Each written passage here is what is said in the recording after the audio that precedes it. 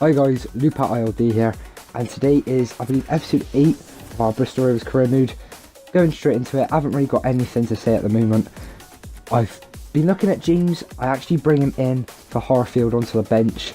I might start him, I'm not too sure at the point where I was recording. He's got good stats, 65 rated, only 3 less than Matty Taylor, who's meant to be the god for Bristol City at the moment. Not really in my books, but then I actually went to the transfer and looked for a player. You're not going to know who that player is. It is a striker. I want him in January. I'm hoping releasing Matty Taylor and maybe a few other players if they're not quite cutting it. Byron Moore's not really found a place in the squad, and it doesn't look like he's going to at the moment. Might free up some room for this because he's a little bit expensive. I also want to bring in a few defenders as well, so we're going to have to see what happens with that one. Here we're just looking at the budget, seeing what we can do. We have got nothing. We have got £200,000 just under and no wage budget. I'm going to put it to that for now. Hopefully we get a bit of a cup run, maybe something else from the FA Cup, the league, whatever. But first game of the episode I think is out of 3. Oldham at home. Not a very good side. I think they're pretty low down in the table. We should be winning. They've got 2 kits quite similar. At the time, their purple kit actually looked a little bit like mine, so I did end up playing in my away kit, which I regret doing because that purple kit now looks nothing like it. Here you see the team: Mildenhall in goal, Ledbetter, Lockyer, Hartley, Brown, Bowden, Sinclair, Lines. We do look about left mid, but I do play Harris in the end, and up front I go Ellis Harrison and James. I was going to say Taylor then, he's out of the equation, he's never playing for us again unless we really have to. But James up front, I think his first name's Luke, that's what I was trying to get at.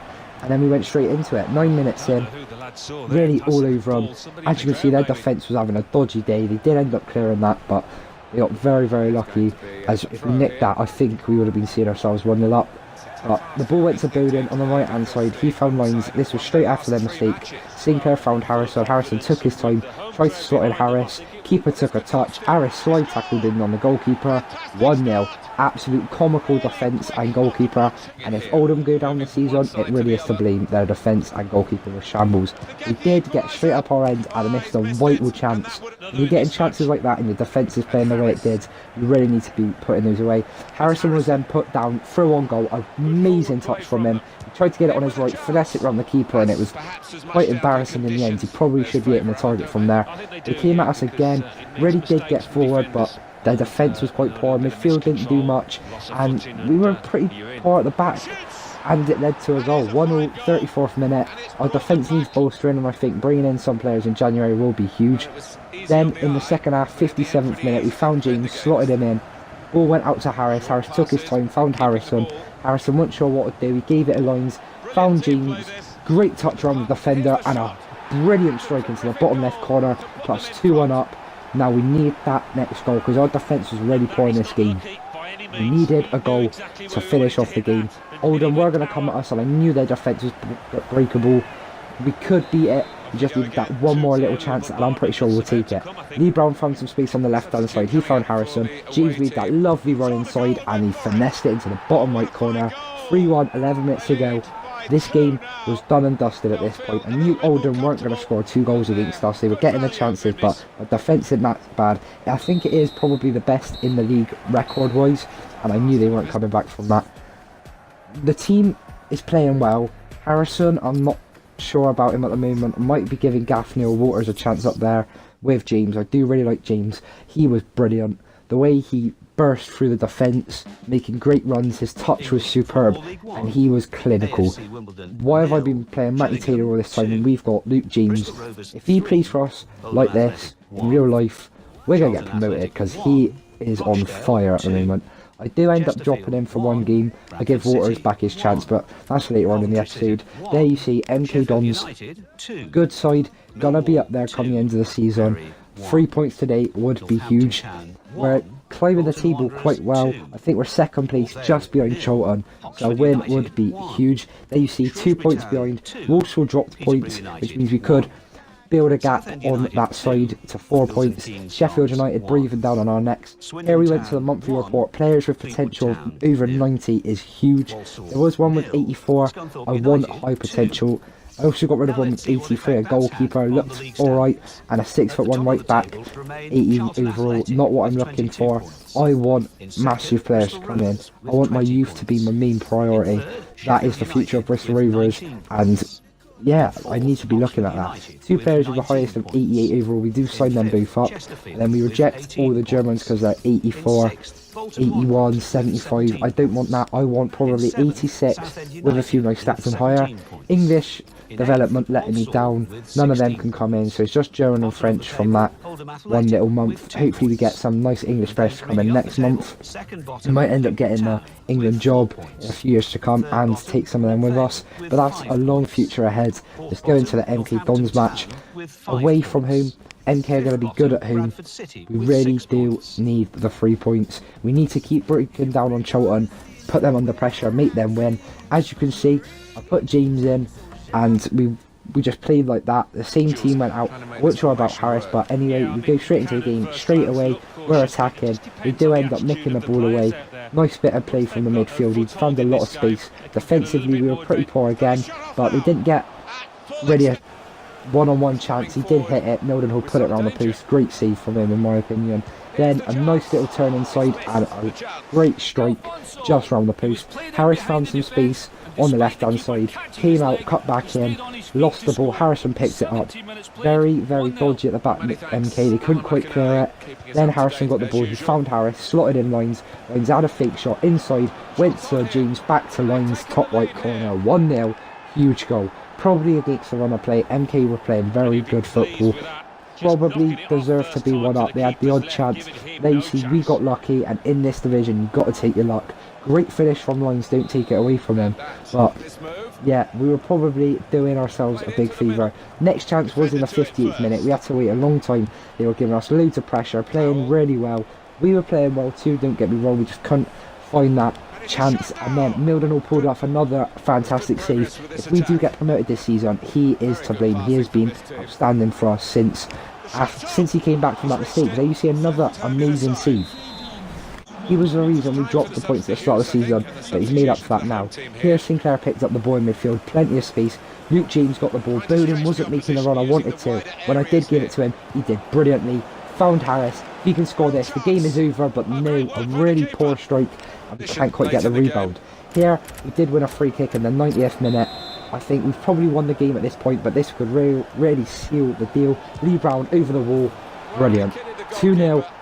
Huge. You can see how the team all go over to him. All the players wanted it. We probably were slightly the better side, but don't take it away from MK. They played really, really well. And on another day, they probably could have beaten us. They had the chances. Mildenhall played out of his skin. We did get a few chances, but they were more around the post. Keeper didn't have to save them. Overall, maybe you could have said a draw was a fair result, but we're going to take our luck. We're going to narrow the gap on Charlton, who actually won 3-1 away from home to Oxford. That's a good result. Oxford's a hard place to go, so fair play to them. They're still going to be 2 points ahead of us, and we've made the gap bigger on third place in that from the playoff to the automatic promotion spot by 3 points ahead of Sheffield United. They're going to be up there this season. That loss against them was huge. We should have taken a point. That would have knocked them 2 points back and put us 1 point ahead. That would have been a 6-point lead.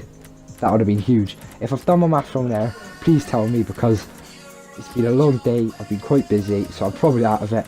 But here, looking about with a team, Harris is in the left mid. Moore weren't really cutting it for me, so I have in fact put him on the reserves.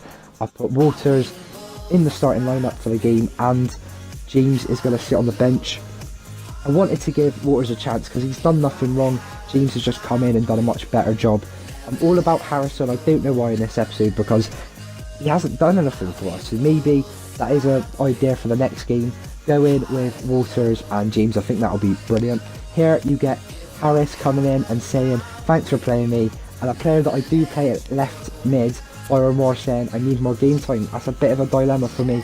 I'm not sure what to do. I got Harris saying, thanks for playing me, it means a lot, and then his rival saying, why aren't I playing?